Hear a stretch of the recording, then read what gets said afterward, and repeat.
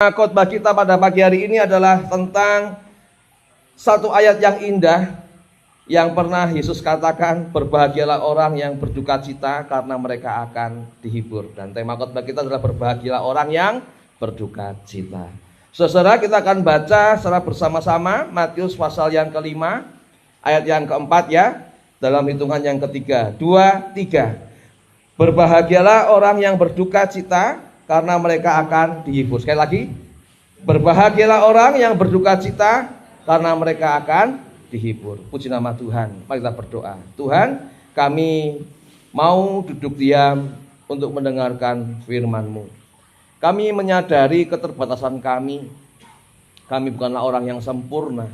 Oleh sebab itu biarlah kuasa Roh Kudus-Mu menyempurnakan kami, membuat kami sanggup, mampu untuk menangkap firman-Mu pagi hari ini. Dan biarlah Roh Kudus terus bekerja, melayakkan kami semua untuk menerima kebenaran firman Tuhan.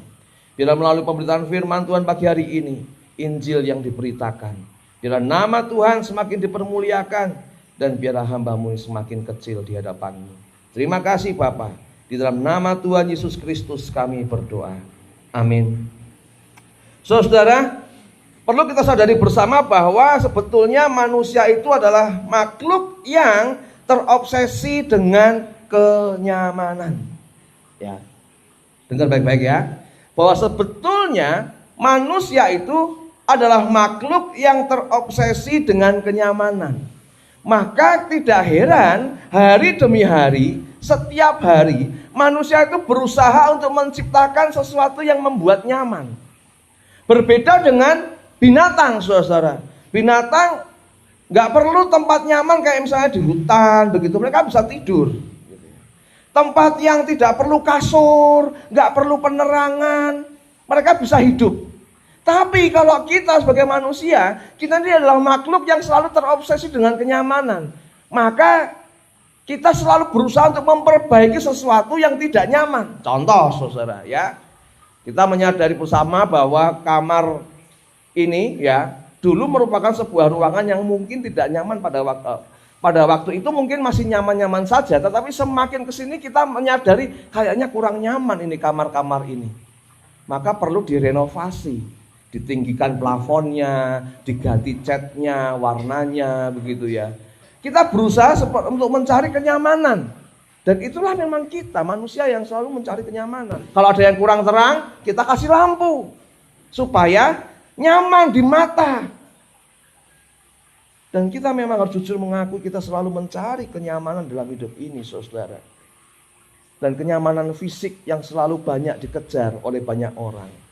Entah itu kesenangan, kebahagiaan, kegembiraan, tawa, ya, berlibur, itu seringkali menjadi sesuatu hal yang utama bagi manusia yang mencari kenyamanan. Suka nyari yang tertawa, yang menghibur, yang bahagia, yang gembira, saudara. Kebanyakan semua dan hampir semua mungkin termasuk saya juga mencari kenyamanan dalam hal seperti itu, saudara. Sedangkan yang namanya duka cita, rasa sakit, kesedihan, sakit hati, dan tangisan biasanya sebisa mungkin kita hindari. Ada yang mau berduka cita di sini? Yang mau coba angkat tanganmu? Ada yang mau nangis-nangis setiap hari? Ada yang mau terluka hatinya? Ada yang sudah rela, Pak, nggak apa-apa Pak, aku disakitin cowok, saya rela kok Pak. Saya disakiti cewek, nggak masalah Pak. Saya rela kok Pak, saya mau nangis-nangis nggak apa-apa. Ada yang mau seperti itu? Nggak ada pasti, saudara. Segala hal yang bersifat duka cita, sakit, sedih, nangis, itu sebisa mungkin kita hindari. Karena kita lebih mencari kenyamanan fisik kita, kenyamanan hati kita, kenyamanan pikiran kita, daripada harus mengalami duka cita, sakit, dan lain sebagainya. Saudara, entah sudah berapa banyak uang yang dikeluarkan manusia untuk dapat melupakan kesedihannya. Entah berapa banyak duit yang kita keluarkan untuk menghilangkan rasa sakit kita, kepenatan kita, cari hiburan. Ada di sini yang kalau lagi merasa stres, pelariannya untuk menghilangkan stres adalah makan. Wow, makan aja, nggak peduli. Yang penting aku bahagia, yang penting aku nyaman. Apalagi kalau sudah mitos begitu ya. Kalau mau menghilangkan sedih, makan apa? Coklat. Wah, makanya kalau ada duit beli coklat, stok di kulkas. Saudara titip Mbak Eka gitu ya. Mbak titip ke coklat ya Mbak, jangan dimakan Mbak. Buat apa? Nanti kalau aku sedih aku mau makan satu gitu ya. Banyak orang mengeluarkan banyak uang untuk mengusir duka cita, untuk mengusir kepenatan, mencari hiburan dalam kepuasan dari makanan. Nonton film berseri-seri begitu ya. 12 seri dihabiskan dari pagi sampai malam hanya untuk mengalihkan duka cita, mengalihkan kesedihan. Nonton film. Ada juga mungkin orang yang melarikan diri dari duka cita dengan cara alkohol, narkoba. Mungkin mencari kepuasan, kenyamanan, menghilangkan duka cita melalui seks.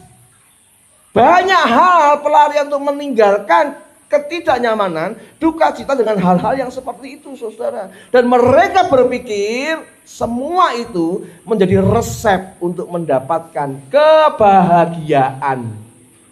Kalau mau bahagia, nyamankan dirimu. Ketika engkau mengalami duka cita, cari kenyamanan untuk tubuhmu. Apa yang membuat dirimu nyaman? Lakukan itu, maka engkau akan merasakan bahagia.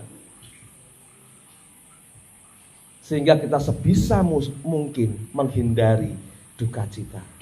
Sebisa mungkin menghindari air mata. Sebisa mungkin menghindari mantan yang pernah melukai hati kita. Sebisa mungkin, saudara. Tetapi saudara, di dalam ayat yang kita baca barusan tadi, Yesus justru menunjukkan kepada pengikutnya bahwa kalau kamu mau bahagia, itu justru harus melewati duka cita. Karena firman Tuhan katakan berbahagialah orang yang berduka cita.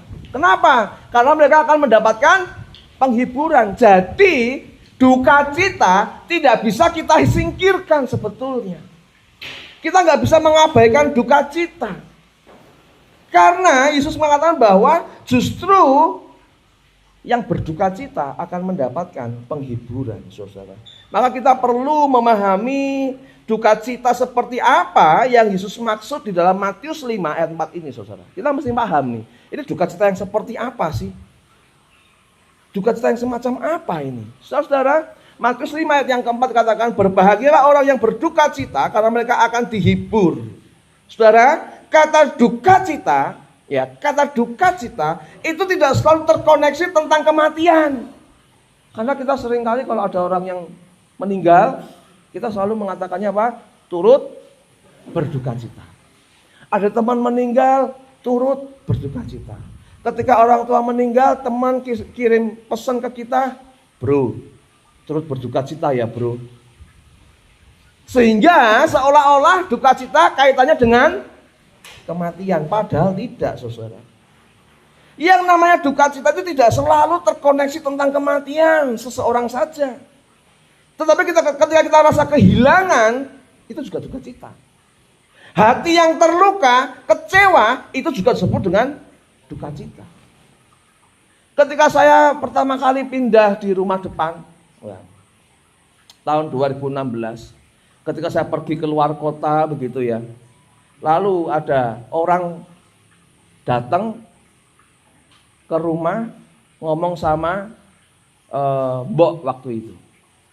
Nah, orang ini mengaku saya disuruh Pak David untuk ngukur korden rumah ini. Bisa saya masuk? Wah, mboknya seneng. Wah, enggak apa-apa Pak, mari Pak, dibukakan pintunya. Padahal kami sekeluarga keluar kota ini. Mbok bukakan pintu, mari Pak, silakan masuk Pak. Dikasih minuman, dikasih jajan, dibuatin teh manis. Silakan duduk. Yang satu lagi ngukur jendela, yang satu duduk ditemani sama si mbok.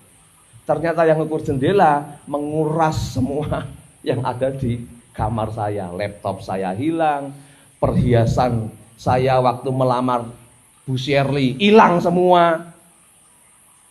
Kalung Bu Shirley pemberian dari papahnya juga hilang semua. Ternyata dicuri. Ketika selang beberapa bulan enggak beberapa bulan, beberapa minggu ya. Ketika saya sedang mengerjakan tugas, saya nyari laptop kok nggak ada. Cuman ada tasnya aja, tapi laptopnya nggak ada. Setelah dicek semua, perhiasan juga hilang. Saya tanya sama si Mbok, waduh, hilang sudah. Lalu apalagi saya terus, wah haleluya, puji Tuhan. Wah barang saya hilang, yes. Nanti kan Tuhan ganti yang lebih banyak. Ngaco pemikiran seperti itu. Saat saya menyadari laptop hilang, perhiasan hilang, saya sedih. Saya juga mengalami duka cita. Kenapa ini harus terjadi? Jadi sekali lagi, yang namanya duka cita tidak selalu melulu tentang kematian seseorang. Hal yang paling membuat kita paling sedih itulah yang membuat kita duka cita. Saudara, oleh karena itu ketika kita membaca tadi, Yesus mengatakan di hadapan banyak orang, di hadapan para muridnya begitu ya, berbahagialah orang yang berduka cita. Kita sendiri kalau kita baca ini, kita pun juga bingung. Loh, orang berduka cita kok dibilang malah justru yang berbahagia. Waktu itu kalau bangsa Israel, penduduk Israel pada waktu itu mendengar perkataan Yesus mengatakan berbahagialah yang berduka cita, mereka langsung mikir. Mereka langsung berpikir ini orang pengajarannya gimana sih? Justru kok mengatakan berbahagialah yang berduka cita. Orang duka cita kok disuruh dibilang berbahagia. Yang berbahagia itu biasanya yang punya banyak duit, ya. Wah, itu yang berbahagia. Dunia mengajarkan semakin kau banyak harta, semakin engkau bahagia. Seolah-olah bahagia kita terletak dari banyak tidaknya uang. Berbahagialah engkau yang dapat pacar baru. Kan harusnya begitu. Berbahagialah engkau yang sedang menyiapkan pernikahan, begitu kan. Berbahagialah engkau yang sebentar lagi wisuda, gitu kan. Harusnya kan begitu. Tapi Yesus mengatakan justru berbahagialah engkau yang berduka cita. Bagi orang Yahudi pada waktu itu ini aneh. Orang duka cita kok dibilang berbahagia. Apa kita ini kurang duka cita atau guru? Kita ini jadi bangsa jajahan Romawi. Tuhan berfirman kita ini umat pilihan. Tapi justru mengalami kegagalan. Suruh bahagia di mananya? Apa kurang duka cita toh bahwa banyak keluarga kami itu mati karena perang? Apa kurang duka cita toh? Kami ini bangsa pilihan tapi hidup di dalam penghinaan. Apa kurang duka cita toh guru? Kok sekarang dibilang berbahagialah orang yang berduka cita? Mungkin hari ini saudara yang mengalami duka cita berada di tempat ini juga berpikir seperti itu. Pak Pendeta, apa hidup kami ini kurang berduka cita toh Pak? Kami terpisah dari keluarga, kami mendapatkan PHK, kami terhilang dari koneksi orang luar. Apa kami ini kurang duka cita atau Pak? Saudara, tapi faktanya bahwa memang Yesus mengatakan orang yang berduka cita itu akan berbahagia karena akan mendapatkan penghiburan. Saudara, kita mau belajar, ini maksudnya duka cita yang seperti apa yang dimaksud Yesus? Saudara, duka cita yang dimaksud Yesus ini bukan duka cita akibat masalah sepele, saudara. Yang bisa kita tertawakan setelah kita melewatinya gitu. Saya teringat pada waktu masa kuliah dulu ya saudara, saya naik motor dari arah Semarang mau pulang ke Ungaran. Lewat Tanjakan Gombel, ya orang Semarang mesti tahu Tanjakan Gombel ini ya. Nah, ketika saya lewat Tanjakan Gombel, saya masih ingat saya naik motor legenda saya. Saya boncengan sama sahabat saya. Ya, sahabat loh ya, bukan pacar loh ya, sahabat. Naik gitu ya. Kebetulan tetangga juga pulang kuliah, saudara. Seneng rasanya naik motor. Wah. Habis hujan gerimis. Wah. Karena kita bercanda-bercanda, berdua ngakak-ngakak gitu ya, menertawakan sesuatu hal yang lucu sampai tidak sadar ternyata motor saya semakin minggir dan saya jatuh. Kami berdua jatuh di selokan yang besar. Setelah hujan masih banyak air dan selokannya dalam 1,5 meter, saudara. Saya bisa bayangkan ini kalau mau ngangkat motornya anak aja sudah susah. Saat itu kami berdua ya jengkel, marah, sedih gitu ya. Kamu tuh gimana sih naik motor bisa geletak begitu? Masuk ke selokan ini jadi iso numpak motor apa enggak? Bisa naik motor apa enggak? Tapi begitu setelah naik ke atas, kita pulang, kita minum kopi, kita tertawa. Sebenarnya kayak goblok ya. Orang iso numpak motor ya. Lah kowe iki kok ya meneng wae, kok minggir-minggir kamu diam aja. Dan kita saling mentertawakan peristiwa yang barusan. Ketika saya mengalami jatuh di selokan, bajunya kotor semua, motornya rusak gitu, sedih enggak? Sedih, nyesel, kenapa harus jatuh? Tapi setelah lewat beberapa waktu, kita ketawa-ketawa, lucu ya sebulannya ya. Ternyata lucu juga kita ya. Bukan duka cita seperti itu, saudara, yang dimaksudkan oleh Yesus, saudara. Ia tidak berbicara tentang duka cita atau kematian yang sifatnya hanya sebentar, sementara, enggak. Tetapi yang Yesus katakan maksudkan tentang duka cita adalah duka cita yang berkepanjangan. Duka cita yang berkepanjangan di mana sampai membuat kita ini merasa berada di titik akhir kehidupan. Duka cita yang rasanya itu panjang sekali. Yang sampai kita berpikir, aduh Tuhan, daripada seperti ini mending aku mati aja Tuhan. Ini duka cita yang sangat berat. Aku terpisah dengan orang yang aku kasih Tuhan. Aku gak mau hidup seperti itu Tuhan. Duka cita yang membuat kita tuh rasanya tuh, aduh habislah sudah hidupku. Ini yang dimaksud oleh Tuhan Yesus, saudara. Sebuah peristiwa yang tidak enak, yang meninggalkan luka berkepanjangan, yang membuat kita rasanya udah gak punya harapan dalam hidup. Duka cita seperti inilah yang dimaksud oleh Tuhan Yesus. Dalam konteks hari ini, saudara, dalam konteks hari ini, gak ada loh wanita yang berbahagia ketika dia harus menjadi seorang janda, menghidupi 3 atau 4 orang anak. Ini duka cita. Ketika suaminya meninggal, atau mungkin ketika suaminya menyelingkuhi dia, dan dia harus berpisah, cerai, menjadi janda. Ini bukan berita bahagia. Ini bukan perasaan bahagia, tetapi perasaan duka cita yang bisa berkepanjangan. Tidak ada loh orang yang bahagia karena kena PHK. Walaupun dapat ganti 3 kali gaji, 10 kali gaji, 15 kali gaji. Tapi ketika orang dapat surat PHK, gak ada yang bahagia. Pasti mengalami duka cita. Gak ada suatu orang pun yang berbahagia ketika tahu papa mamanya cerai. Ada yang bahagia, yes, papa mama cerai. Yes, papa mama berpisah. Ada anak yang berbahagia seperti ini? Gak ada. Saya pernah mengalaminya ketika saya tahu papa mama saya berpisah, cerai. Itu meninggalkan duka cita yang sangat dalam hati saya. Gak ada orang yang bahagia ketika mengalami tekanan hingga membuat stres dan depresi. Bahkan di dalam ketidakmengertiannya, tidak ada penderita skizofrenia yang bahagia dengan diagnosanya. Walaupun sepertinya hidupnya cuman diem aja gitu ya, cuman ketawa, cuman teriak-teriak tiap pagi, terus, gitu ya.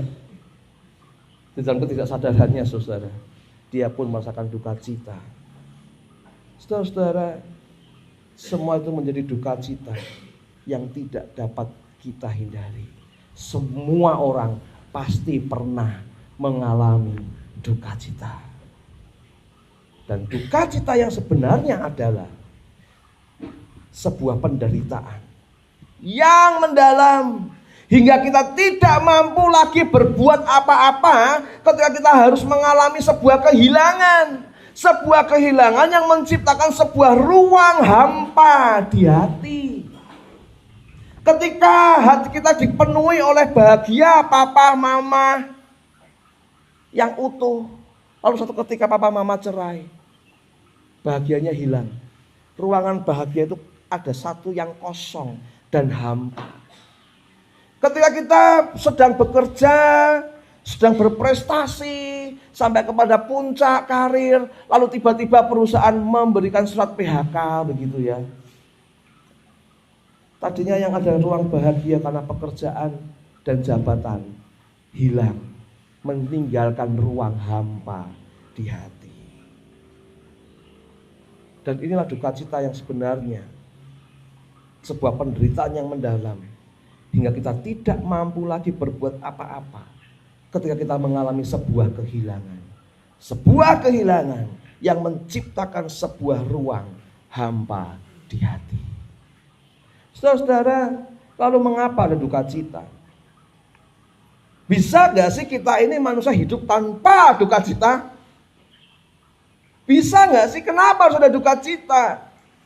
Maka kita harus belajar kembali bahwa duka cita akibat dosa itu memang sudah menjadi sesuatu hal yang ya kita ini duka cita karena akibat dosa, saudara.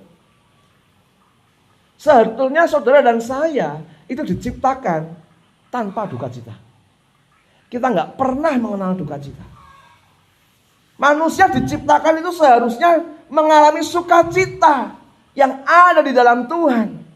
Sukacita. Tetapi ketika Adam dan Hawa menyadari dosanya, jatuh ke dalam dosa, sejak itulah terjadi duka cita.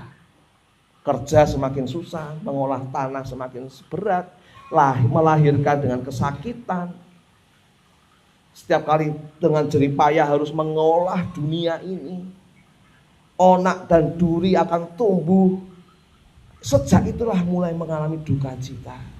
Dan duka cita terbesarnya adalah ketika mereka harus terpisah dari Tuhan.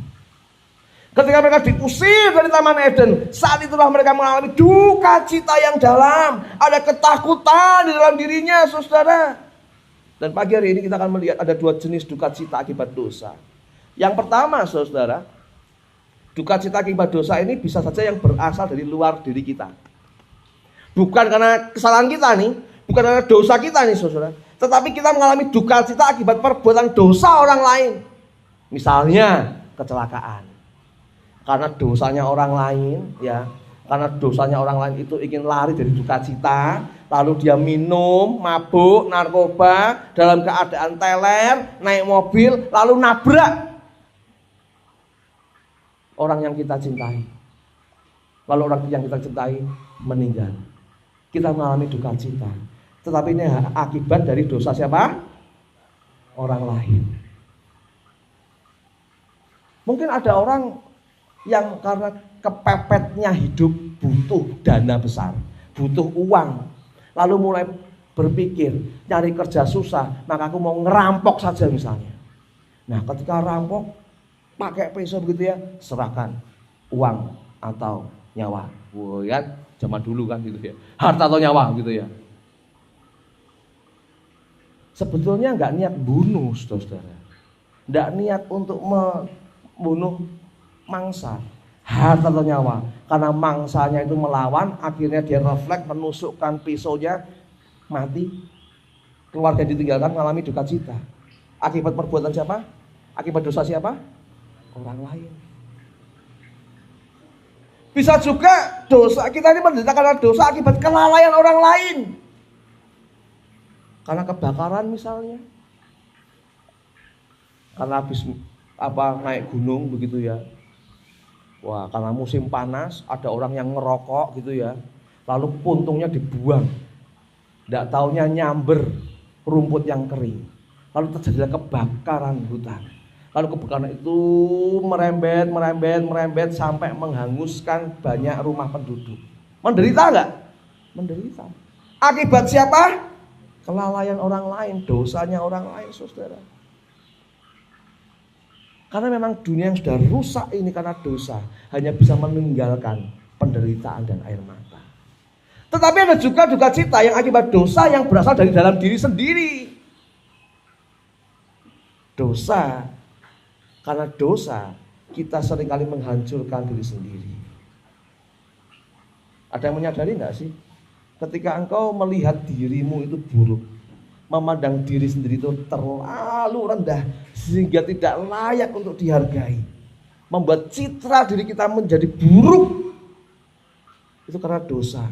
Engkau yang mengatakan, aku jelek ya, aku ini gagal ya, aku ini seorang yang aku ini gak layak untuk hidup rasanya. Wah, aku ini jelek loh, aku dari kecil nembak cewek ditolakin terus, berarti aku ini kan buruk ya. Wah, aku ini terlalu jelek ya, menganggap diri terlalu jelek, menganggap diri terlalu buruk. Itu juga dosa ketika kita melihat diri kita ini tidak berarti. Ada juga kita mungkin dosa karena keangkuhan kita, karena keegoisan kita, perkataan kita, perbuatan kita melukai orang yang kita kasih. Bisa juga, saudara. Karena gengsi gak mau minta maaf, padahal dirinya yang salah, padahal dirinya yang ngomongnya buruk menilai saudaranya. Karena dirinya yang melukai orang tuanya, membantah orang tuanya, tapi karena gak sadar, karena dia angkuh, egois, ngapain gue minta maaf? Yang salah dia kok aku yang minta maaf. Saudara-saudara, karena dosa akhirnya kita melukai banyak orang. Saudara, dan karena dosa sendiri kita juga, maka kita bisa menghancurkan lingkungan kita, membuat menderita orang lain. Itulah sebabnya dosa adalah penyakit yang menghancurkan hidup semua manusia.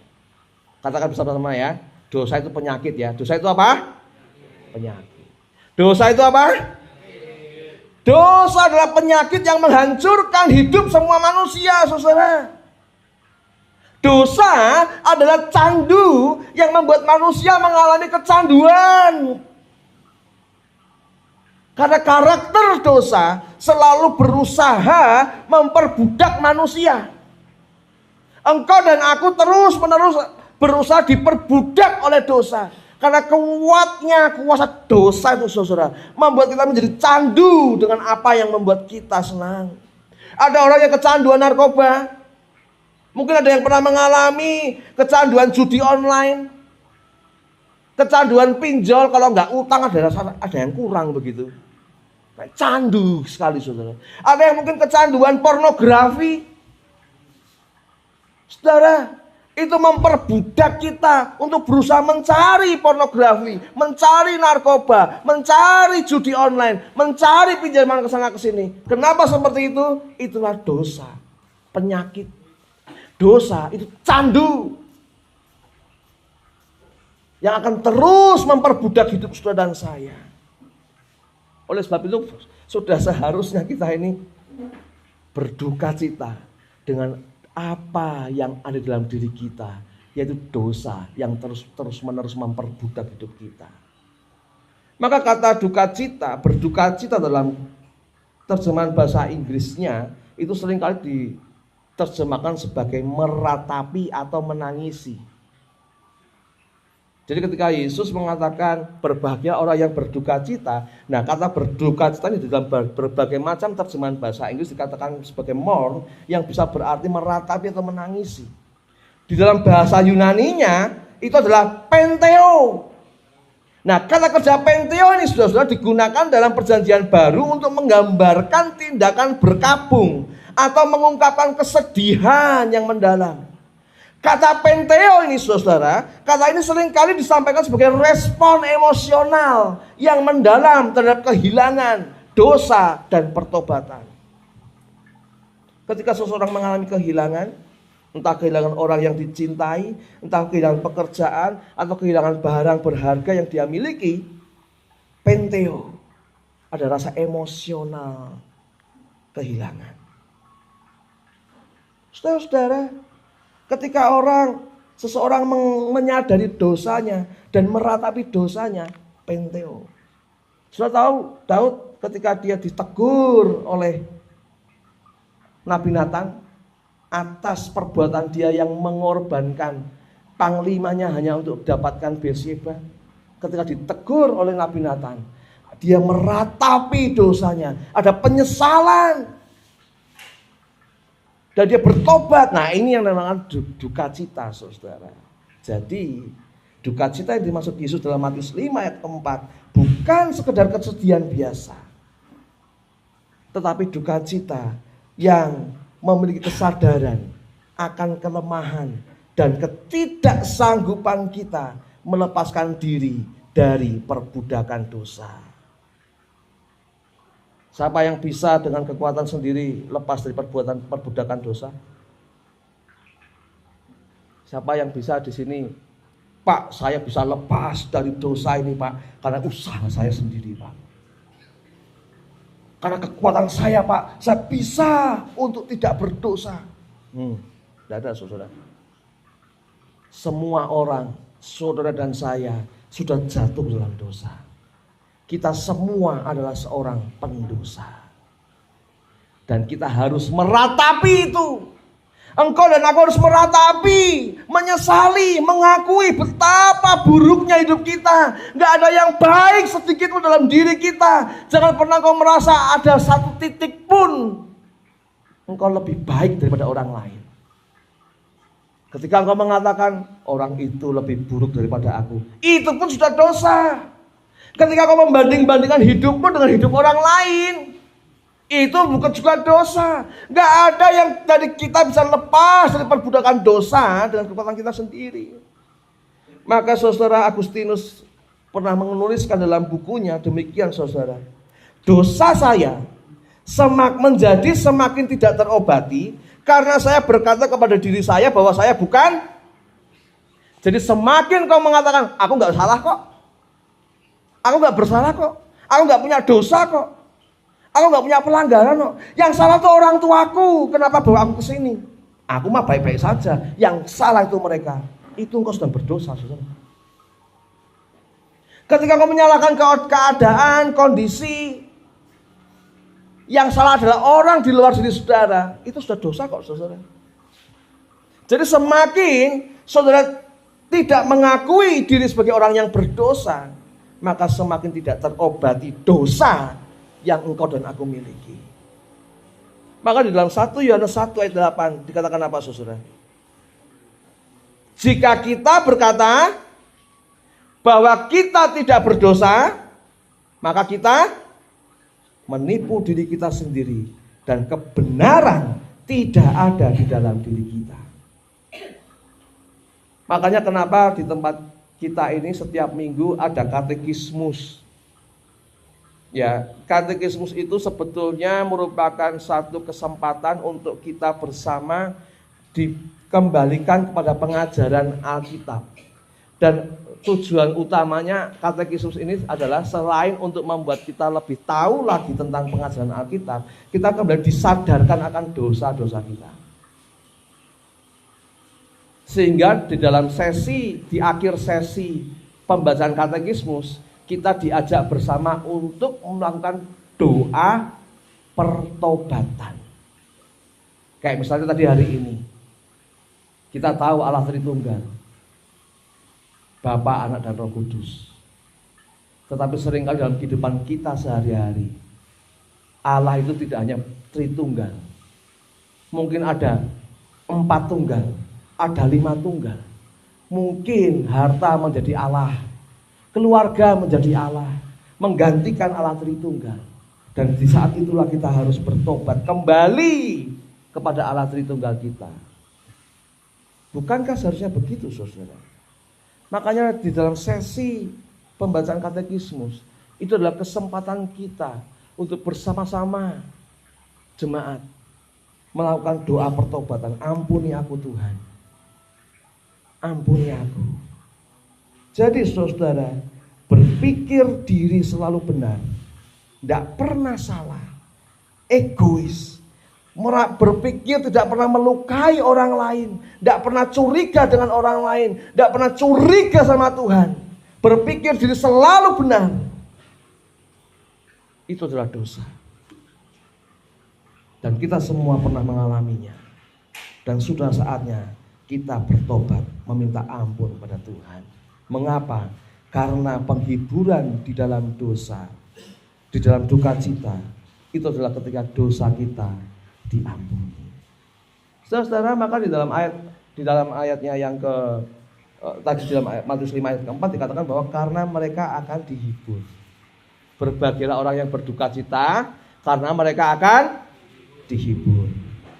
Saudara, yang dibutuhkan oleh orang yang sedang mengalami duka cita adalah mendapatkan penghiburan. Betul? Semua orang yang mengalami duka cita pasti membutuhkan penghiburan. Duka cita akibat dosa tidak dapat dihilangkan dengan usaha sendiri. Ketika engkau menyadari akan dosamu, menyesali akan dosamu, engkau butuh penghiburan. Dan penghiburan itu tidak akan pernah bisa saudara dapatkan dengan usaha sendiri.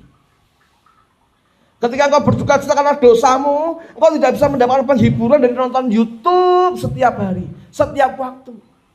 Ketika engkau menyadari dosamu, meratapi dosamu, engkau butuh penghiburan, engkau tidak akan pernah bisa mendapatkan penghiburan dari hobimu, kesenanganmu. Tidak bisa, saudara. Tidak bisa. Menghilangkan duka cita dengan usaha sendiri tidak bertahan lama. Menghilangkan duka cita dengan usaha sendiri tidak akan bisa bertahan lama. Bahkan bisa saja justru membawa kita kepada duka cita yang lainnya. Semakin terpuruk dalam duka cita yang lebih dalam lagi. Saudara, kalau engkau sedang berduka cita, engkau meratapi kesalahanmu, engkau meratapi hidupmu, meratapi penyesalanmu, mungkin engkau bisa mendapatkan penghiburan dari orang lain. Datang kepada konselor, datang kepada pendeta, datang kepada psikolog, untuk mendapatkan penghiburan dari mereka. Cuman pertanyaannya bertahan berapa lama? Berapa lama bertahan penghiburan dari mereka? Mereka pun suatu saat bisa juga akan hilang dalam hidup kita. Makanya saudara, satu-satunya penghiburan yang kita butuhkan ketika kita menyadari dan meratapi semua penderitaan ini adalah akibat dosa, satu-satunya penghiburan adalah penghiburan dari satu-satunya pribadi yang dapat menghapus dosa. Penghiburan yang dibutuhkan engkau dan aku adalah dapat satu-satunya penghiburan dari pribadi yang sanggup menghapus dosa, saudara. Maka dalam Yohanes 4 ayat ke-8, 10 saudara katakan apa? Mendekatlah kepada Allah dan Ia akan mendekat kepadamu. Tahirkanlah tanganmu, hai kamu orang berdosa, dan sucikanlah hatimu, hai kamu yang mendua hati. Ayat 9. Sadarilah kemalanganmu, berduka citalah dan merataplah. Hendaklah tertawamu kamu ganti dengan ratap, dan sukacitamu dengan duka cita. Rendahkanlah dirimu di hadapan Tuhan, dan Ia akan meninggikan kamu. Yang dibutuhkan adalah pertobatan dalam hidup kita. Dari ayat ini saudara, menjadi pertanyaan dalam kehidupan kita. Kita ini sadar enggak sih bahwa kita ini adalah manusia yang malang, yang sudah terpuruk di dalam dosa. Kita ini sadar gak sih bahwa kita ini makhluk yang penuh dengan kemalangan. Kita harus menyadari, kita ini harus meratapi kesalahan kita, pelanggaran kita. Kita perlu mendekat kepada Allah. Kita perlu merendahkan diri di hadapan Tuhan untuk mendapatkan penghiburan. Jangan merasa diri paling bisa, paling benar. Tidak pernah dosa, tidak pernah melukai, selalu menyalahkan orang lain. Nah, yang seperti ini nih. Firman Tuhan katakan, sadarilah kemalanganmu. Kalau engkau tidak pernah menyadari dosa di dalam diri kita yang terus memperbudak kita, sungguh malang hidup kita. Maka saudara, pertobatan dan penyesalan akan dosa tidak terjadi dengan otomatis sendirinya. Kita butuh penghibur yang sejati, yang bisa menghapus dosa kita. Kalau hari ini ada pertanyaan, kapan terakhir kali aku berbuat dosa? Jangan jawab, jangan usah perlu angkat tangan. Cukup itu hanya engkau dan Tuhan yang tahu. Kapan terakhir kali saudara berbuat dosa? Kalau saudara mengatakan, enggak Pak, aku enggak berbuat dosa kok, minggu ini kayaknya aman-aman aja kok Pak. Hebat loh. Nanti setelah ibadah saya tolong diajari ya, bagaimana caranya hidup selama seminggu tanpa berbuat dosa. Enggak berpikir buruk, enggak menyalahkan orang lain, enggak menuntut ini itu. Tolong saya diajari gimana caranya seminggu hidup tanpa dosa. Saudara, kalau ada pertanyaan, siapa pribadi yang pernah terluka akibat dosaku? Enggak usah dijawab angkat tangan. Dalam hatimu aja. Siapa yang pernah terluka karena dosa saudara? Mantan istri saudara? Mantan suami saudara? Anak-anak saudara? Orang tua saudara? Mertua saudara? Menantu saudara? Pernah terluka enggak? Akibat keangkuhan kita, akibat keegoisan kita, kegengsian kita. Ternyata kita pun pernah melukai orang lain.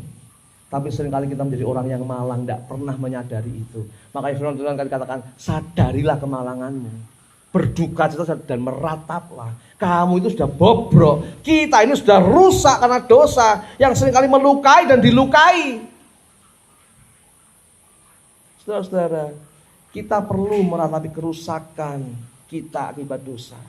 Sudah seharusnya kita berduka cita dan mengakui kita adalah seorang pendosa yang tidak akan pernah dapat hidup bahagia sebelum mendapatkan pengampunan dosa. Hidupmu dan hidupku tidak akan pernah bisa bahagia sebelum engkau dan aku mendapatkan pengampunan dosa. Mau sebesar apapun, sebagus apapun karirmu, karir kita, mau sebagus apa dan sebesar apa rumah, seindah apa rumah yang kita miliki.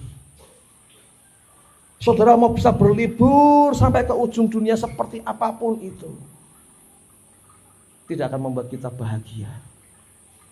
Karena kebahagiaan kita adalah ketika kita diampuni dosanya. Oleh sebab itu saudara, 1 Yohanes 1 ayat 9 katakan apa? Jika kita mengaku dosa kita, maka ia adalah setia dan adil, sehingga ia akan mengampuni segala dosa kita dan menyucikan kita dari segala kejahatan. Oleh sebab itu saudara, pada pagi hari ini, melalui firman Tuhan pagi hari ini saudara, mari kita datang kepada Tuhan dan mengakui seluruh dosa kita.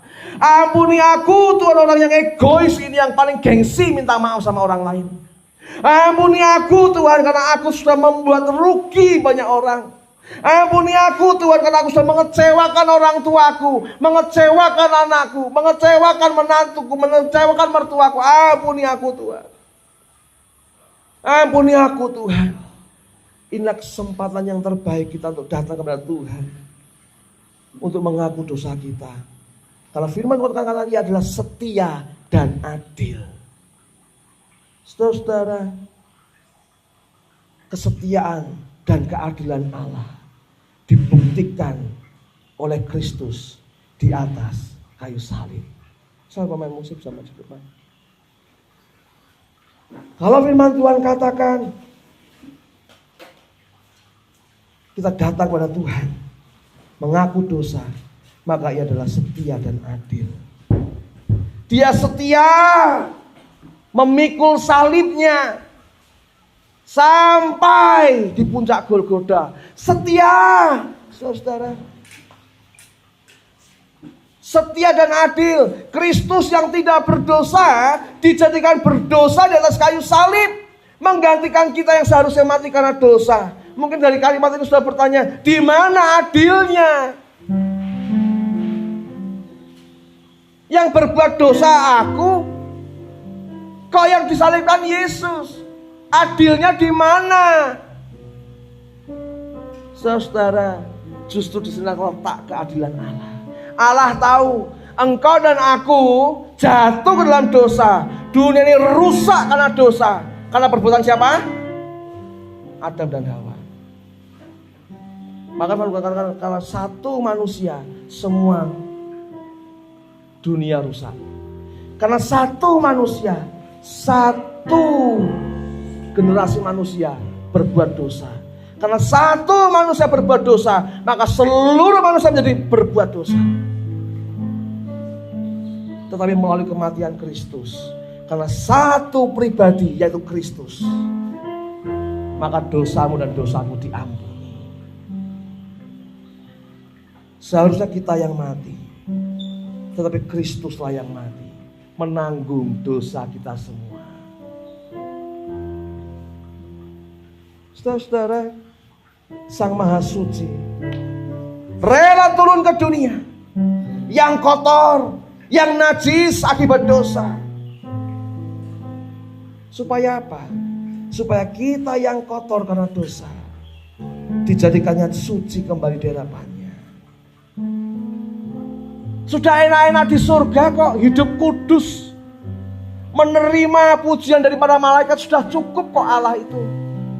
Tetapi Dia yang Maha Suci tidak mau tinggal diam. Dia turun ke dunia yang najis dan kotor akibat dosa untuk menyucikan hidup saudara dan saya. Sang sumber penghiburan harus mengalami duka cita di atas kayu salib, ditolak oleh Bapa di surga. Saudara-saudara, agar melalui kematian dan kebangkitannya, kita yang bersuka cita, kita yang berduka cita mendapatkan penghiburan. Sang sumber penghiburan mengalami duka cita di atas kayu salib, agar melalui kematian dan kebangkitannya, kita yang berduka cita karena dosa ini mendapatkan penghiburan. Dan Sang Maha Kudus rela tinggal di dalam diri pendosa, saudara dan saya, supaya dosa tidak lagi memperbudak kita. Amin, saudara-saudara. Roh Kudus Allah tinggal di dalam diri kita. Yang Maha Kudus tinggal di dalam diri kita, supaya kita tidak lagi diperbudak oleh dosa, tetapi karena kuasa Roh Kudusnya memampukan kita melawan dosa. Kuasa Roh Kudusnya memampukan kita bertobat setiap hari,